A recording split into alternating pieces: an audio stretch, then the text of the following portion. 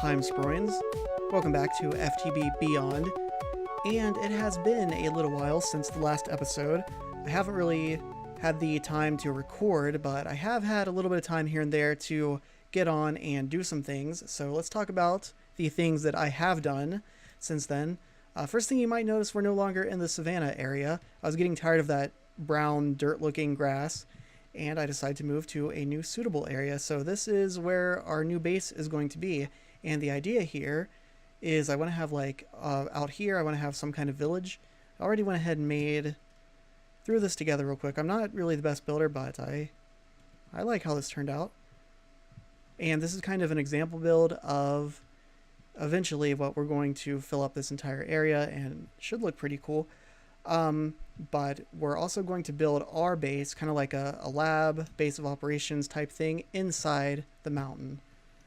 So over here's the entrance, and you remember that we had all of our machines and systems outside in the open.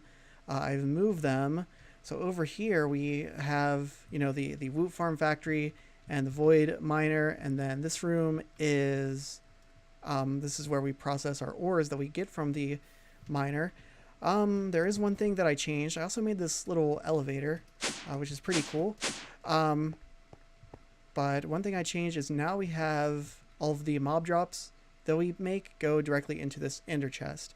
And of course, we're still filtering out everything that we don't want, but it's going to the red, white, blue. And so that is now going into a storage drawer system, if I can find out which way I'm going. So yeah, a storage drawer array.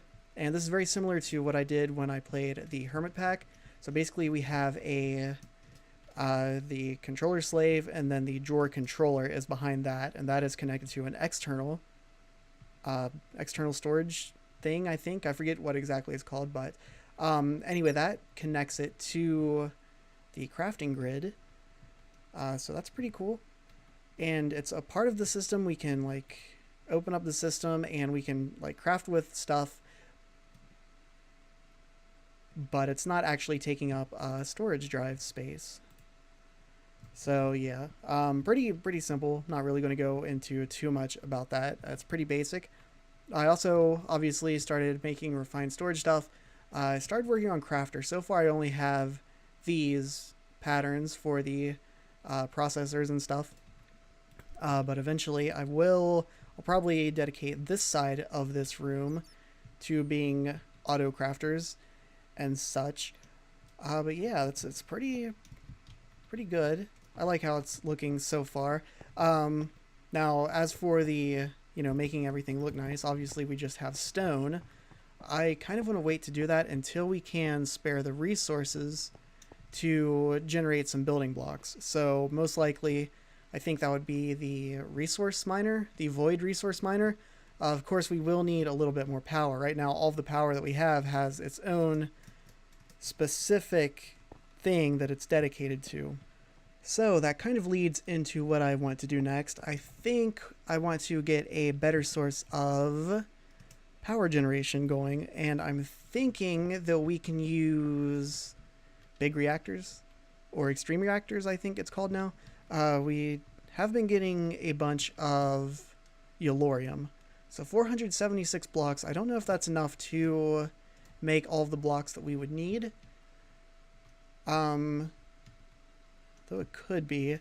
But yeah, that's probably what we're going to do today, is look at producing power with a big reactor.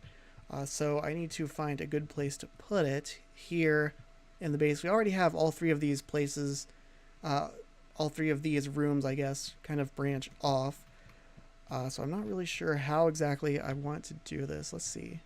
You kind of see that's what it looks like here. I guess we could go out this way. I wouldn't be opposed to making layers, so we would have another layer underneath this part with pretty much the same layout. But I guess that's something I'm going to have to try to figure out. So I'm going to look at my resources, see what we can do, and I will be right back.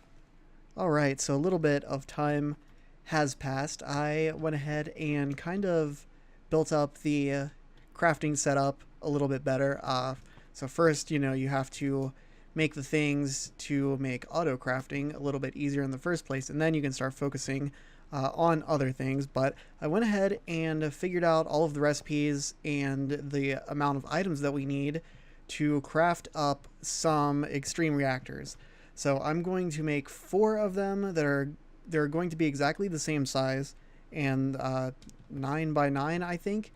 And I already made, if we look here, we can see, we just sort of like so, we can see here that I already have the crafting recipes, so they're all ready to go. Currently, we are crafting 468 reactor casings, which should be exactly how many that we need. Hopefully it's enough. So I'm going to go ahead and get all the rest of that stuff first, and then we'll just build it up really quickly. It shouldn't take too long. Another thing here, let me see. So I'm not sure if we will be getting enough Yellorium to power all 4 of them. I think that we will. It doesn't take a whole lot of Yellorium to actually build the materials. There's only a few materials that take Yellorium, but I did convert this lens to a green lens. So if we take a look at this Yellorium, this is how we're getting it. We're getting the yellowite ore from the void ore miner. You can see with a clear lens, which I think we were using white, with a clear lens we get 1.56% chance to get yellowite ore. With a green lens, we now get 6.22% chance. So we'll be seeing a slight raise in the amount of yellowite ore, and thus Yellorium ingots that we get coming in. So green lens, pretty simple. Just take a clear lens with some green dye and throw it on like so. So yeah, that should be working out. There's some Yellorium right there. So yeah, like I said, I'm going to finish crafting up all the rest of the things we need, maybe find a place to put these extreme reactors, and I will be right back. Alright, so I now have the extreme reactors kind of laid out down here. So like I said, we're going to have 9 by 9 by 3, and we'll have 4 of them. They each produce around 6,000 RF per tick, and we're just waiting on the rest of the materials. So while I'm waiting, I'll probably get the buckets of resonant ender ready and all of that stuff. But I was looking, and I think we might also want to try to craft some more of these solar panels, because now that we can set up this as an auto crafting recipe, I think it'll be much faster. Now we can't get to the tier 8 just yet because it requires multiple dragon eggs. I can craft a bunch of these tier 7s. I grabbed a lot of dragon's breath, and just one of these solar panels generates 8,000 RF per tick. So 8,000 compared to one of these doing 6,000. So you're basically compressing this entire area down into one block, which is very desirable. And yeah, it produces even more than this entire setup. So just 4 of these would outproduce all of these extreme reactors, and it would only cost sunlight. So not even consuming like Yellorium ingots or anything else. So it's something that we'll have to kind of look into. At the very least, I'll put this into the system and see what kind of damage it'll do. It still requires a lot of resources, but overall I don't think it'll be too bad. But yeah, we'll just have to see. And if anything, what I'll do is spare some of the power that we're getting from these machines into producing more resources for the solar panels. So I think that's the game plan for today. Hopefully that's something that we can get to. Again, not necessarily the tier 7s. We'll have to look at that when we can start farming dragon eggs somehow. And then the craziness of draconic evolution eventually. But yeah, we are going to start small. So anyway, I will get back to finishing this up, and I will be right back. So we still have a little bit of time left before we finish crafting everything that we need for the extreme reactors. So in the meantime, I went ahead and made this forestry farm. So forestry, pretty simple stuff. So I just went ahead and built it. I have a solar panel here that's powering the whole thing. It's probably overkill. But down here, you can see I have a little bit of automation set up. It's nothing too crazy. I don't have, for example, a way to automatically put fertilizer into this farm just yet. But I do have the Aqueous Accumulator, which is providing a constant supply of water. And then it is taking everything that it gets, which is the saplings and a little bit of apples and wood, and it's sending it into the system. So if we go over here to the storage array, you can see I've added apples and wood. So this is basically a wood farm. I wanted to have a way to get wood here. You can see I kind of experimented over here. The Actually Additions farmer unfortunately does not harvest trees, and I'm not really a big fan of the forestry farmer. I think it's a little, I don't know, a little too complicated. I would really like something simple that I could just lay down like the Actually Additions farmer. This, you have to craft a multi-block structure and it needs all of these things. Really, it's not too bad, but still. Anyway, now we have a little bit of wood coming in, which will definitely be something that we need in the future. So I thought I would take care of that now. So this probably isn't the permanent spot for this farm, just something that I threw together really quickly. But yeah, so now we have a wood farm. Alright, a little bit of time later, and we are close to completion. I just want to show off a few things before we tie everything together. So as you can see, I've expanded this setup once again. I now have a soul binder and a slice and splice here, and these are mostly to help crafting dimensional transceivers. So as you can see, we need these ender crystals, which we need enderman souls in a soul vial, and vibrant crystals, which are pretty easy. I don't know exactly if there's a way to automate collecting these enderman souls in vials, but for now I just crafted a bunch of the empty soul vials and went to the end and collected a stack of enderman souls.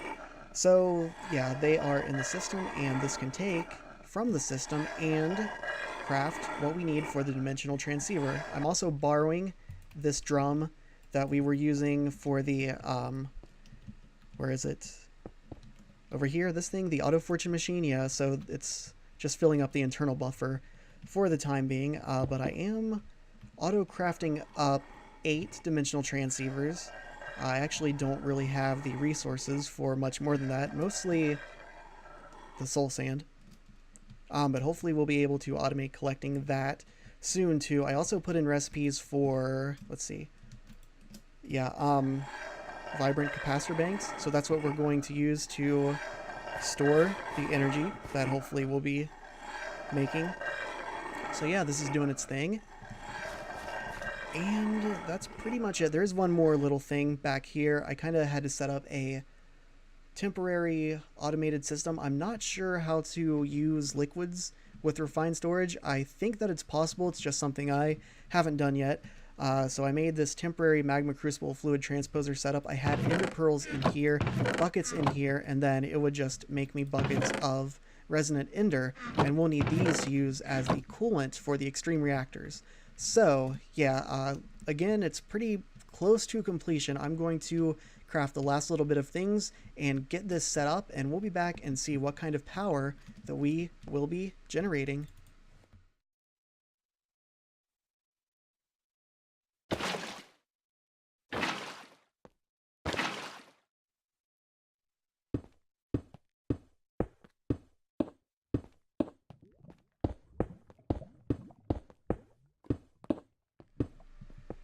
Alright, so I believe we are finally ready to turn this on. So I have all of my yellorium being exported to this yellow ender chest, and we have a item conduit connected here, and as soon as I set this to active and it has round robin enabled, it should start filling all of these up, and then I can turn them on. So let's go ahead and do that. Always active. So yeah, we're dropping yellorium into each one of these. Now I do have all of these set to insert or in out mode. Hopefully it's smart enough to pull out the waste, but we'll see. If not, it's not too big of a problem. But let's go ahead and start turning these guys on. I do have, let's see, do have these should be all set to extract the energy, and then this energy should be set to insert and insert on this side. Alright, so let us begin turning these guys on. So activate reactor, and let's see here, what kind of RF per tick. 64, 66, 67. So around 68. And that is for each one of these things. So this should be, yeah, getting 68 RF. So we put all these together. Maximum input is 275,000. So it should definitely be able to handle that. Let's turn all the rest of these on, like so, and like so. And now we're getting 23, 26, 27. It looks like it'll top out around 27 RF per tick. So that's pretty insane. It did take a really long time to craft all these vibrant capacitor banks. Even with octadic capacitors, the energetic alloy just took forever to craft, but that's all done now. So you can see I also have these redstone conduits connected here, and I have it connected to a redstone port and toggle reactor on or off. So I want to see if I can somehow, let me see.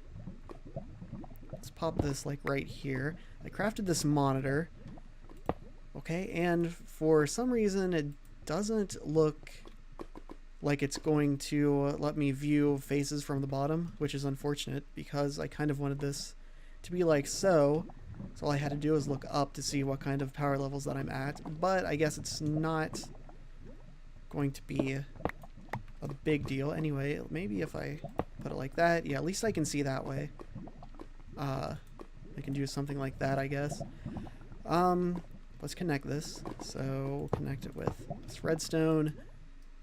Conduit needs to be attached. Power mod needs to be attached to a conduit network to read data from. Does this not count as attached? Energy conduit? Alright, that seems to have done it.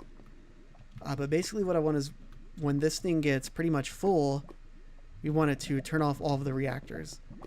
And then once it drops to a certain level, less than 75 and greater, maybe that is what I want.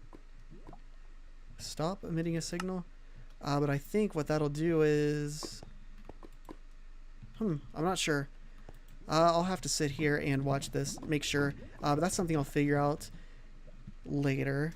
For now, we're generating 27. Holy crap, that is going up really fast. So that's pretty cool. Let's go up here and look at some other things. So, like I was talking about earlier, I went ahead and plugged in the solar panel tier 7 recipe, and just to craft one of them, which will give us 2 because the recipe calls for 2, we need all of this stuff. We still need a little bit of glowstone dust. We're going to need a ridiculous amount of glass, and we're going to need more gold. We're going to need a bunch more blocks of iron. So what I think I will do is make some more resource miners.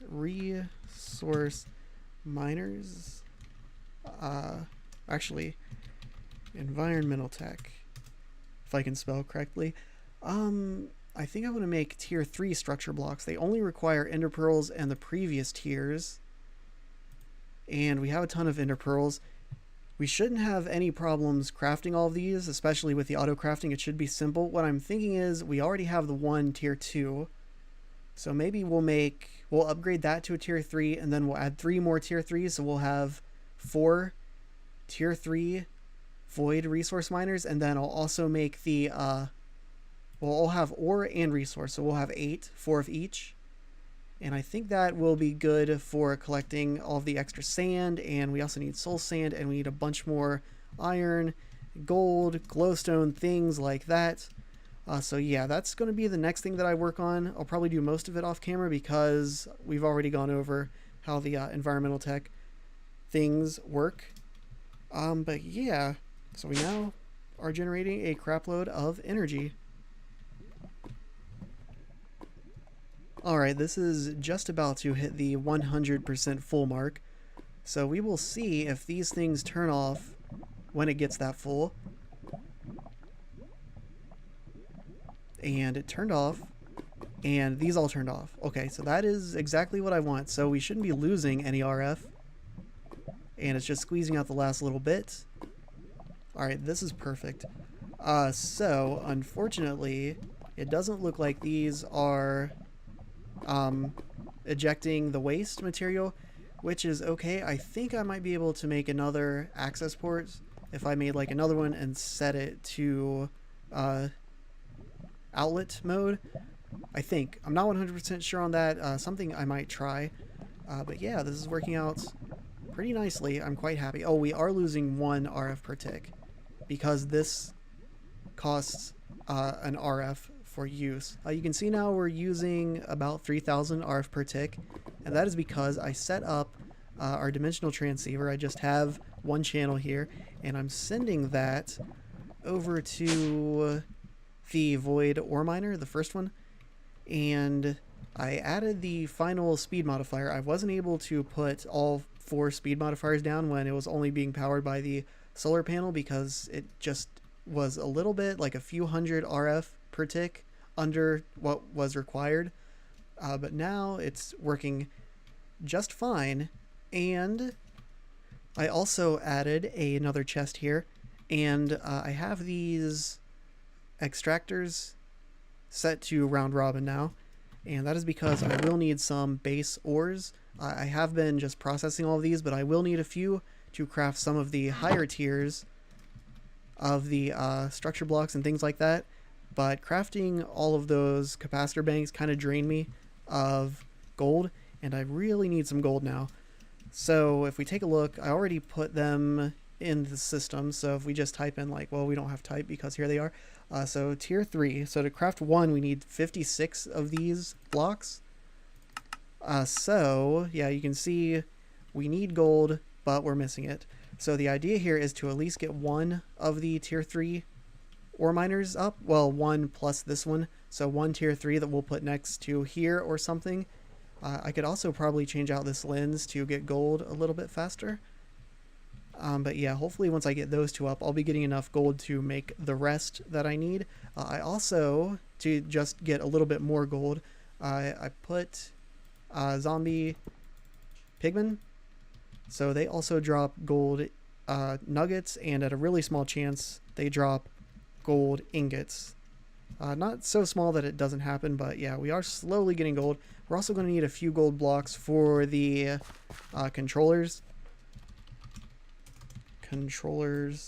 Yeah, so these things, and I want to make, again, tier 3s for each of them, so it's a little difficult recipe, but yeah, we need blocks of gold, at least for the ore miner controller tier 1, and I think we need at least 3 of these for a, yeah, because we need 3, and then we need the 1 for, yeah, anyway, we need gold.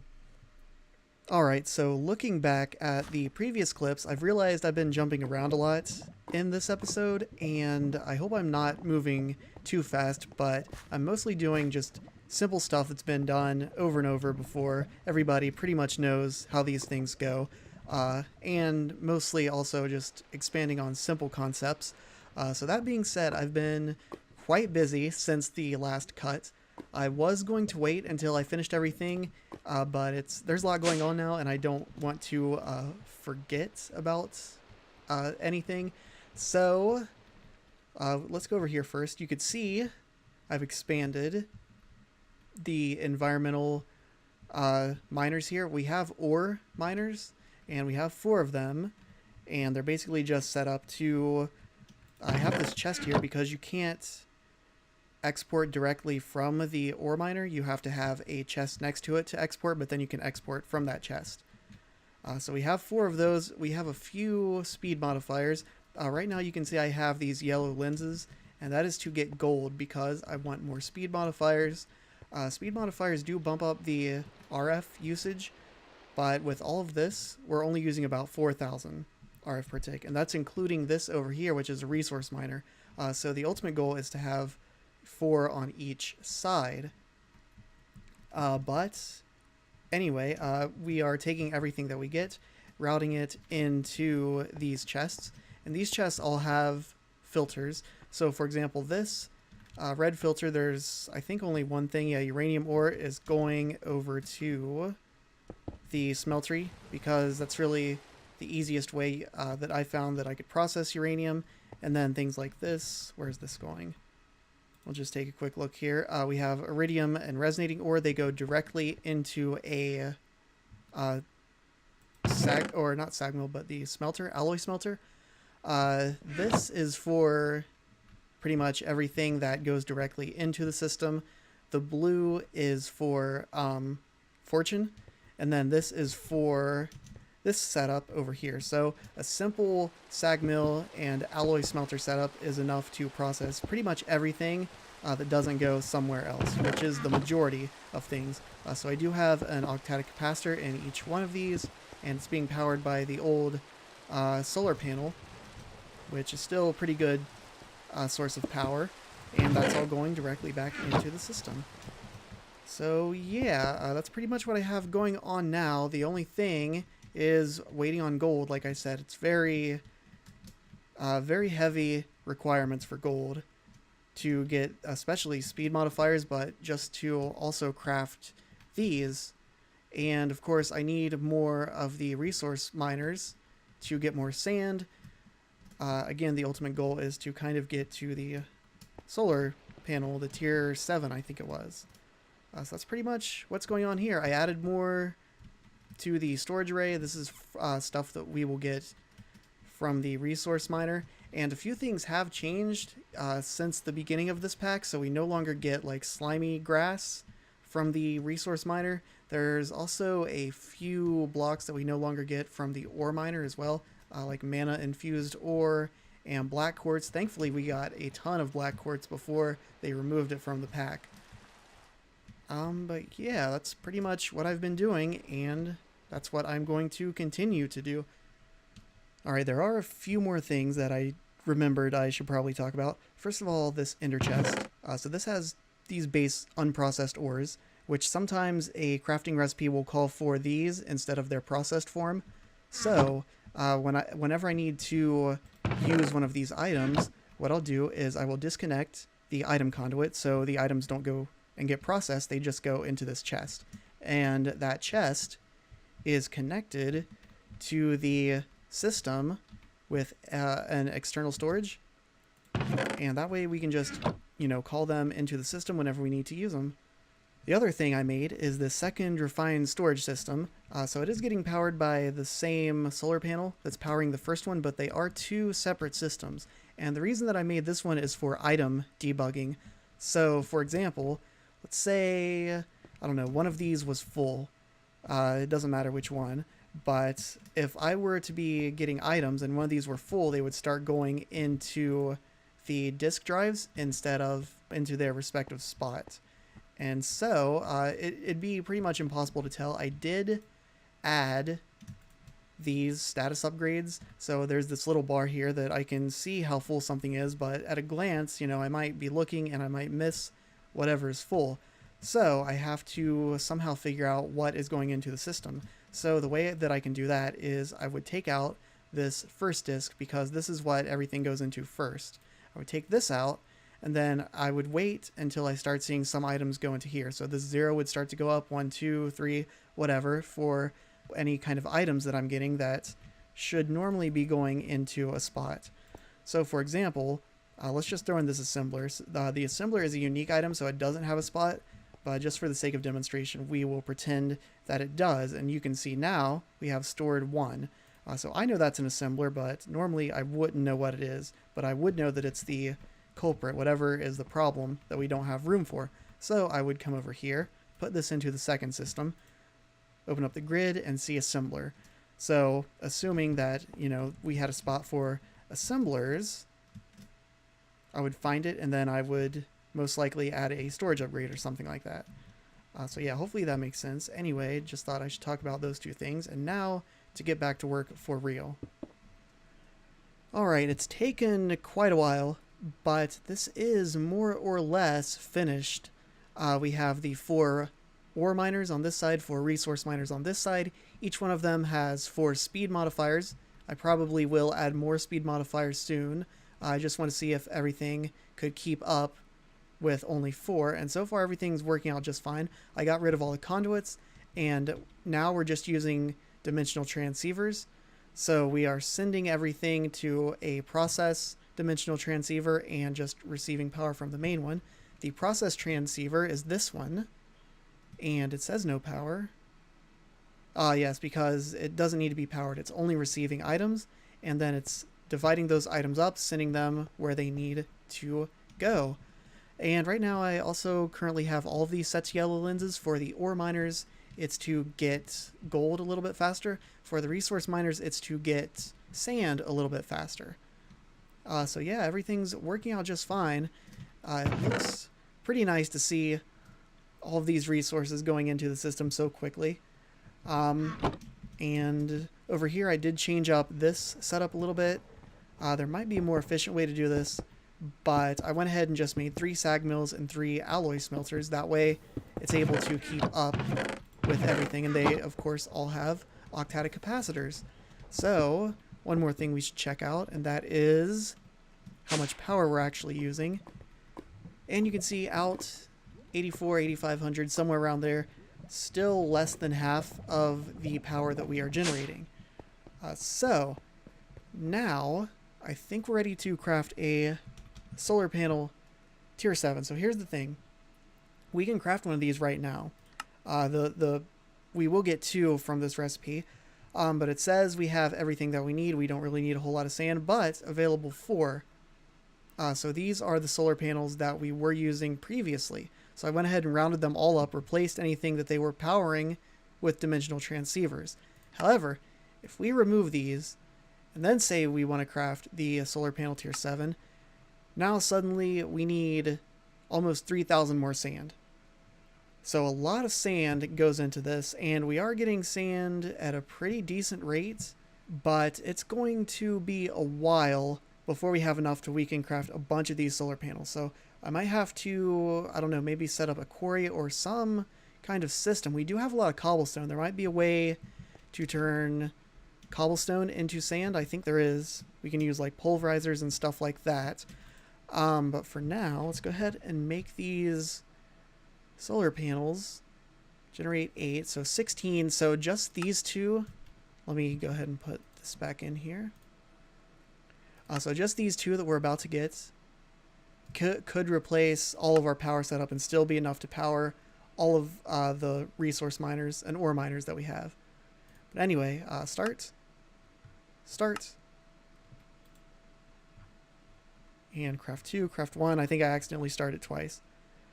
We still have to wait for all of these to craft. It shouldn't take too long. And there we go. 2 solar panel tier 7s. Awesome. So what we need to do with these is we need to put them somehow. I guess we could put them on top of a dimensional transceiver or do something that way. I kind of just want to take them outside and see. Yeah, that's pretty cool. Already 500,000 RF. Now we're at 1 million RF. So yeah, that's just insane. And that is going to be it for today's episode. This one took a while to make. Lots of back and forth, lots of off-screen crafting, AFKing, stuff like that. I think now I'm just going to sit back, relax, let the machines run, see how much sand I can get, see how close I can get to crafting some more of those awesome solar panels, and find out what we can do with them for next time. So yeah, that's going to be it for this one. Thank you for watching, and I hope to see you next time.